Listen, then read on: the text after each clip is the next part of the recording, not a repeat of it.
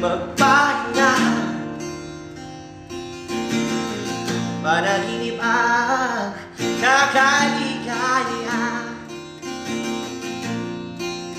Darating din ang umaga,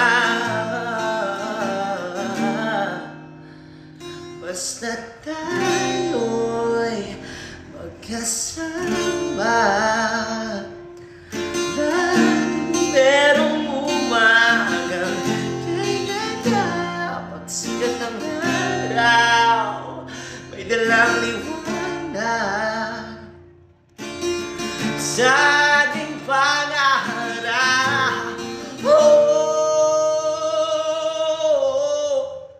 Haharapin natin, haharapin natin. Hello mga ka-farmlat, ayan, nandito po tayo ngayon sa San Andres, Quezon. Ayan, hanap tayo ng mga overlooking na farmlat dahil may parating tayong buyer. Ayan. So napakaganda pala ng mga lupa dito. Ayan, ayan po ang dagat. Ayan. Si Kuya po yung locator natin ngayon. So titingnan ko po yung 3 hectares na nirereto niya sa amin. So ayan. Okay. Sa? Yan. Oo. Pababa yun sa may kawayan. Asan ang kawayan? Ayun, pababa doon. Tapos naman doon sa may Doon. Diyan sa baba. Wala talaga siyang tanim ano?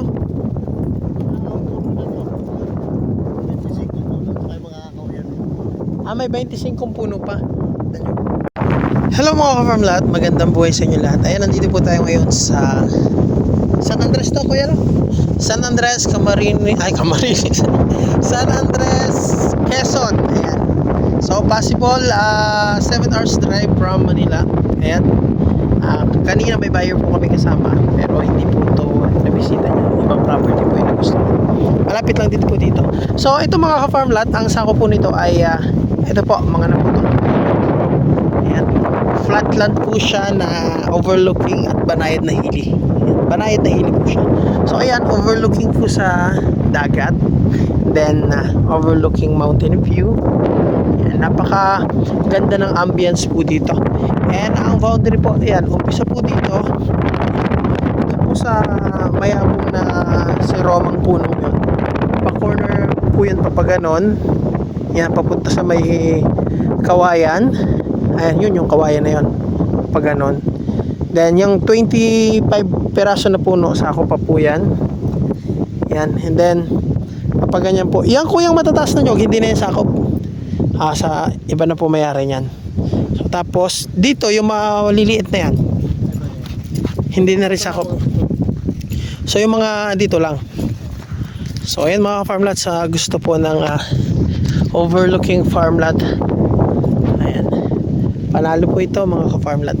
Buhay po yung nakapangalan sa titulo at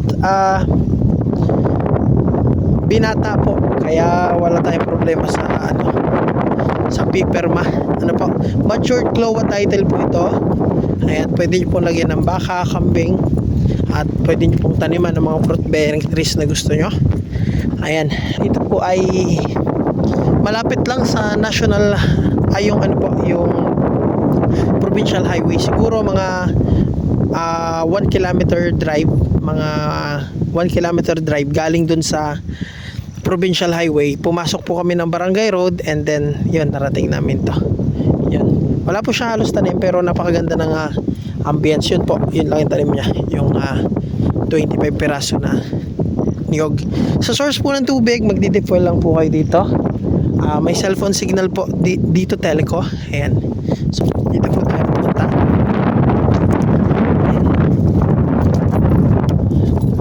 Ang hangin dito mga ka-farmlat, ang ganda. Yan, makikita nyo yung mga dahon, no? So hanggang doon po ito.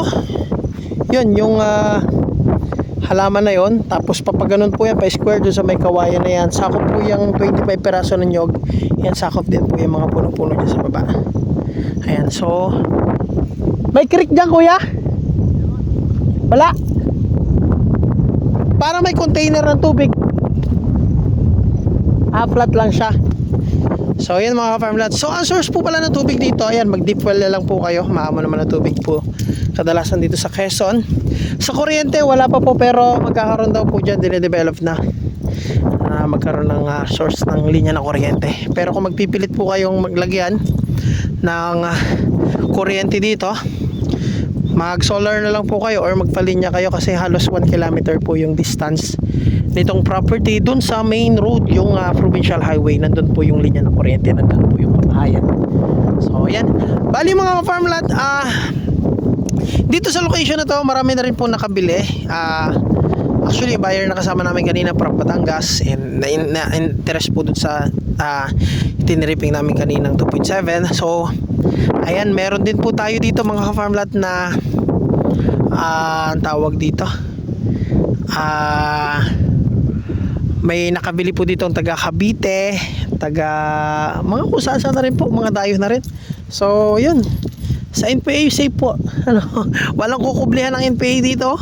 Napakaganda ng mga property dito, hindi siya masukal, ano. Ayan. So yan mga ka-farmlat, ang ganda nito. So kung gusto niyo naman pumunta ng bayan, malapit lang siguro 10 to 15 minutes drive, nasa town proper na ng San Andres, Quezon. And kung gusto niyo pumunta sa mga beach, nako, ayun lang po ang beach, oh. Lapit na lapit, ano mga ka-farmlat. So ngayon ipapakita ko naman sa inyo yung pwede nating daanan or pwede pong bilhan ng right of way para ma-access ng sasakyan itong property nito. Ayan. Bali mga ka-farmlat, dito po nag-umpisa yung property. Mula dito papunta tayo dun sa Barangay Road para ma-estimate nyo and makita nyo rin yung mga madadaanan nyo once na ititripping nyo po ito. Yan, yan, papunta tayo dyan.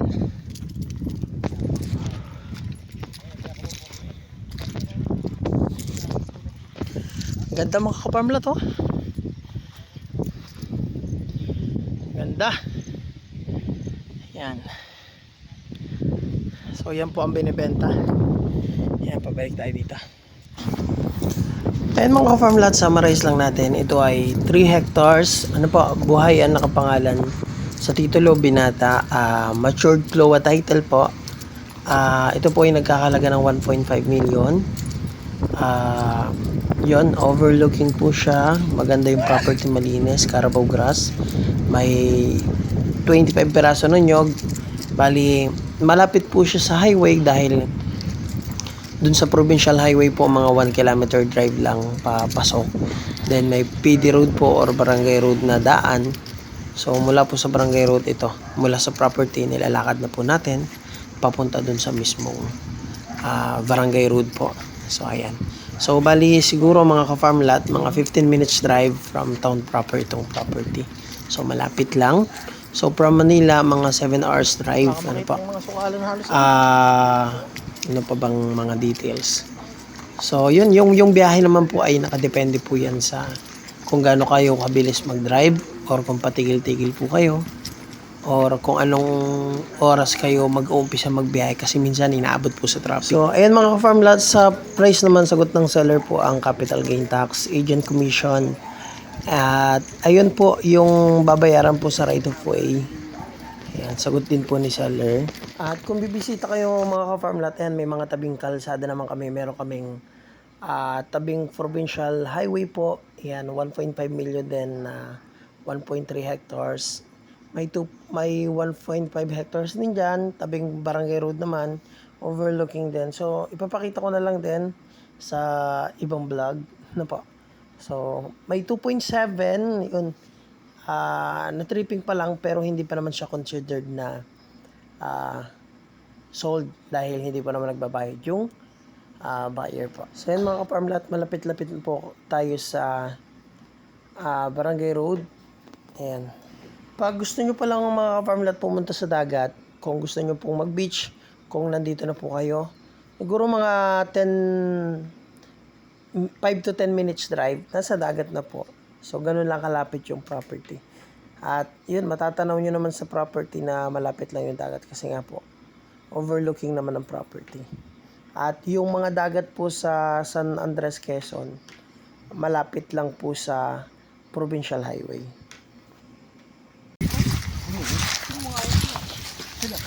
Taga Laguna po nakabilin to? Ganda rin, no? Kung bahay ka dyan, lintik naman ang... Ganda. Yung nandyan, yung babayaran sa kanila itong linggo na ito. Ito may nakabili na. Tapos ito babayaran pa lang, no? Ganda rin, no?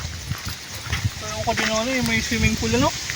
Ito po mga ka-farmlat yung kasama natin buyer kanina. Ayan, papasilip ko po sa inyo mga ka-farmlat yung 2.7 naman na 1.5 million din na napakaganda rin mga ka-farmlat. No? So, alin dito? Nakikita nyo? Sakop yung nadaanan natin? 2.7, hindi. Yan yung sana, kanya rate to pay. Pero, ibebenta rin to, wala pang presyo. Kaya kung ito makukuha, pwede mong abangan yan. Tapos boss, ayun yung muhon. Nandun yung muhon. Papantayan dito. Ah, ibig sabihin, ang start ng property dito pa. Oh, hindi. Yan. Yan, may ikas dito eh. Yan, yung may ikas na yan. Yun yung pantay pag ano. Pero ang ganda nitong harap, no? Ganda yun, overlooking yun. May barko ata, ano? Barko nga yun. Barko ata yun, no? Laki. Ganda nito, boss. Talaga yun, boss. Panalo yan. So, ito yung pagitan. So, ito po yung sakop ng property. Ayan. Pag ganon. So, and ito naman yung road right of way papunta dun sa kalsada. Sa main road. Ano po? Yan, yung gilid na yan. So, overlooking po yan. Yan. Makikita nyo. Tanaw po yung dagat. At napakaganda nitong property nito. Overlooking mountain view dito sa right side. And dito naman sa left side. Overlooking po sa dagat. Yan. May matatanaw ka pang barko. So, napakagandang property rin. Flatted and slightly hilly po. Yan. Ito, napakaganda ng view mga ka-farmlat, oh. Ganda ng view dito, oh. Ayan. So, ganda mga ka-farmlat. Panalo to. Yan. 2.7 hectares. Panalo. Napakagandang retirement plan ito. Retirement farm lot. Yan. Nakita yung dagat, oh. Tapos malinis yung nyug. Malinis yung nyugan niya. Maganda, ano? Kung may pera lang, ano? Kaya, mura Tapos dyan may lalagay yung mga ano. Manok. Manok ano? Oo. Kaya nga ano? Sarap.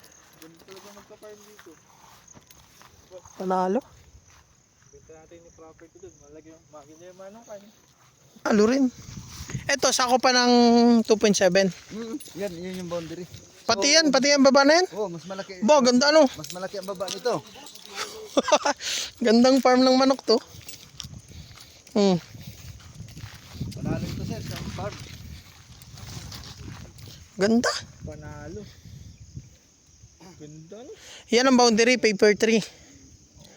Mas malaki ang baba nito boss. Jimelina. Ayan, i-upload na lang natin ito ng bukod. So, silipin natin mga ka-farmlat yung ibang nakita pa namin dito na pwede nyo rin maging option. Ito naman mga ka-farmlat yung tabing provincial highway na flatland. Ayan. 70 meters ang frontage to sa kalsada at walking distance lang po ito sa dagat. Siguro mga 300 to 400 meters dagat na. Ayan. Nyugan po yan na ang ilalim po ay maisan. Ayan, ang ganda nito mga ka-farmlat. So yan, ang kagandahan nito mga ka-farmlat, itong property nito. Ayan, bukod sa malinis, productive dahil nyug ang mga tanim, tas sa ibaba ng nyugan ay maisan. Tapos ang kagandahan, tanaw po yung dagat. Ayun, oh, dagat na po yan. Kaya medyo overlooking siya ng bahagya sa dagat. Pero kung gusto nyo maligo sa dagat, malapit lang po yung dagat. Siguro mga 500 meters dagat na. Ayun mga farmlad, puntahan naman natin yung 1.5 hectares na tabing barangay road. Hectare ito? 1.5 hectares. Overlooking sa dagat. Cocoland, tabing barangay road. Yan, ito po yung view dito sa 1.5 hectares. Ito pong may bakod na yan, yung baba hindi na sakop. Ito po yung sakop dito. Ayan, itong nyuga na to.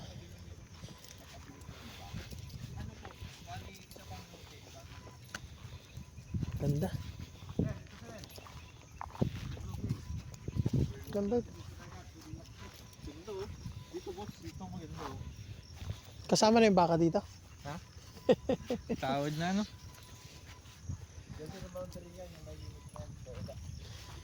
Ayan.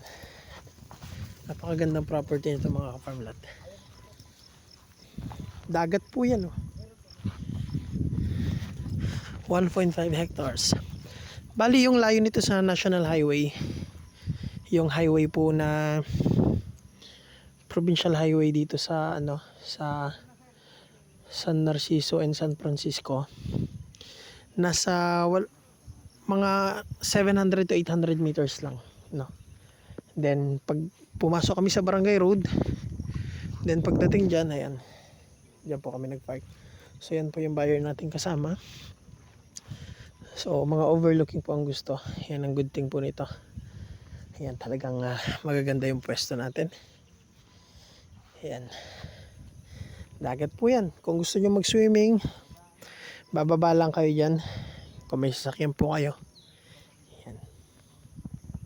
So, ayan mga farm lot, hanggang dito na lang po muna yung ating video. At ayan, maraming salamat po sa panonood. Sa mga nakarating hanggang dito, ayan, dagsang biyaya po sa inyo at mag-ingat po lagi.